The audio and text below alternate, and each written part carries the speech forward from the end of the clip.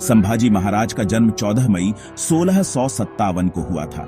वे छत्रपति शिवाजी महाराज और सईबाई के पुत्र थे। बचपन से ही उन्हें युद्ध कला और राजनीति की शिक्षा दी गई।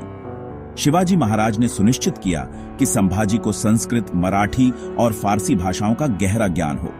क्या आप जानते हैं कि संभाजी महाराज ने बुद्ध भूषण नामक ग्रंथ लिखा था, जो उनकी विद्वता का प्रमाण है?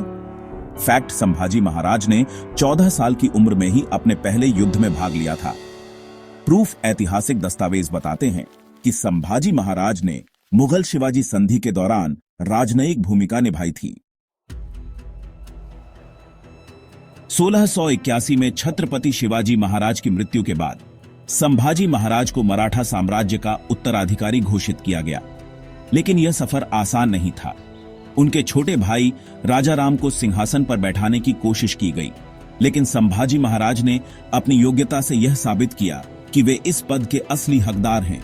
संभाजी महाराज ने केवल युद्ध लड़ा ही नहीं, बल्कि औरंगजेब की योजनाओं को बार बार विफल किया। फैक्ट: संभाजी महाराज ने 1682 में कोंकण और दक्षिण भारत में मुगलों को करारी शिकस्त दी।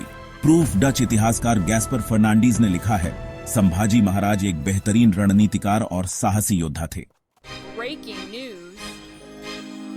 औरंगजेब ने संभाजी महाराज को हराने के लिए 8 साल तक अभियान चलाया, लेकिन वह असफल रहा। आखिरकार 1689 में संभाजी महाराज को धोखे से पकड़ लिया गया। उन्हें इस्लाम धर्म अपनाने के लिए कहा गया, लेकिन संभाजी महाराज ने स्पष्ट कह दिया, मुझे मौत मंजूर है, लेकिन धर्म परिवर्तन नहीं।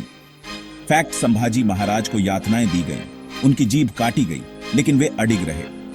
प्रूफ: ऐतिहासिक विवरण बताते हैं कि औरंगजेब ने खुद कहा था, मैंने संभाजी जैसा दृढ़ नायक कभी नहीं देखा। उनका बलिदान मराठा साम्राज्य को नई ऊर्जा देने का कारण बना। संभाजी महाराज की कहानी केवल एक योद्धा की नहीं है, बल्कि यह धर्म और संस्कृति की रक्षा की गाथा है। उनके बलिदान ने मराठा साम्राज्य को इतनी शक्ति दी कि मुगल साम्राज्य का पतन निश्चित हो गया। संभाजी महाराज ने मराठा नौसेना को मजबूत किया और गोवा, कर्नाटक तक अपनी छाप छोड़ी। फैक्ट: संभाजी महाराज की रणनीतियां आज भी भारतीय सेना द्वारा अध्ययन की जाती हैं। प्रूफ: मराठा इतिहासकार जदुनाथ सरकार ने लिखा है, संभाजी महाराज की रणनीति और बलिदान के बिना भारतीय स्वतंत्रता संग्राम संभव नहीं होता।